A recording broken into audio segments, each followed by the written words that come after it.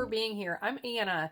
Do you wish that you could choose the size of the dies in your collection? Like, maybe you can make this die a little bit longer, maybe you can make this die a little bit shorter, so that you could always have the right size die cut for the stamp or the greeting that you want to put on your project. Today I want to show you a trick for how you can lengthen or shorten your die cuts to make them the size you want and make them look perfect every time. Let's take a look at it. First, I want to show you some of the dies that I've created using this trick. So here is one, an extra long, this would be great for a scrapbook page border, that I have cut using this die right here. Here is a longer one that I have cut using this die right here. Now I want to show you up close the detail on the stitching, because a lot of the specialty dies now that have dots or stitching, extra little accents, you want those to line up and look nice, and they really do. They look perfect. You would have no idea that this was not cut with a die that was actually that shape. Here is a longer one I cut with this tag die, and then here are two short ones that I cut with this die right here.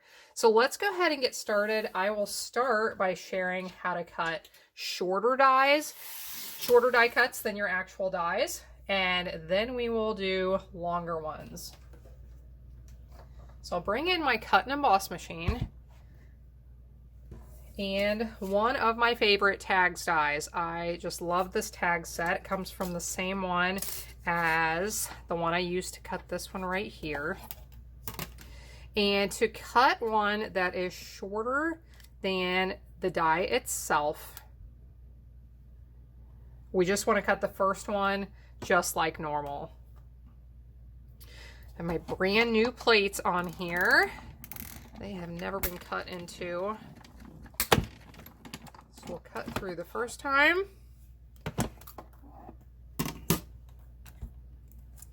And we can remove this piece. Now we want to actually shorten this. So we need to line this die back up somewhere so that it is going to be the length that we want it, but it's going to come out shorter. So we can cut it this way. We could also cut it this way if we wanted to. Now this works with dies for the most part that are straight on one edge. So if you have squares, rectangles, tags like this, if they are curvy, it may or may not work, depends on how you can line them up. But you can line it up here, or like I said, down here this other way. Now I often wish that I had a different size of a tag that would line up with a particular greeting stamp. So here is one, it says "Hey there," that I really like, and I want this tag to line up with that. So I'm going to line it up right there. If you want to use some tape to hold it in place, you can. I often find that when I use my trick to keep my dies or my plates flat, I don't have to use any tape, because everything, if I'm careful, stays in place. So I can share that trick with you if you want to know how to keep those cutting plates flat on you so they don't warp. Now when you line this back up, one thing I forgot to mention is you have to make sure that all of these little dots, or all the little pieces for your stitching, that they slide into place. You really want to make sure that everything is lined up nice. When it slides into place, usually you can feel it, that it kind of locks in, that all those pieces are in the little dots that you pre-cut. So here we go. Here is our tag that is a little bit shorter, you can see from the die. And now we can stamp this way, that "Hey there" stamp right on the top. Now let me show you how to make a longer version than this die. So what I'm going to do for this one is I'll start cutting from this side, and I want to make sure I have some extra paper down here to actually make it longer when we do our trick. So I'll lay this on top again. We're going to crank through, but we are not cranking through all the way. We are only going to crank through until the end of the die gets near to the center, okay? We don't want to crank it all the way. Then we're going to back it out. And here you can see that we just have part of that die cut.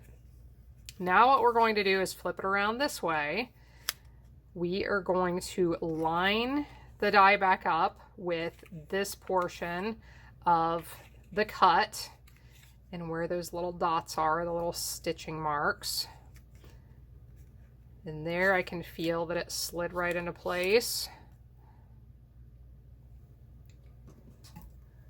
Now we'll see if we can make this work without any tape on there. So what we're going to do this time is crank it through again, but we are not going to crank through all the way. So once it gets close to this end going through the center, we need to back that out. And here we go, a perfect die cut that is longer than the die we started with. So again, a lot of times the reason I want to do this is so that I can fit a particular greeting onto a particular die, and now I have one long enough that it works for that. So I hope this helps you in your card making and paper crafting endeavors.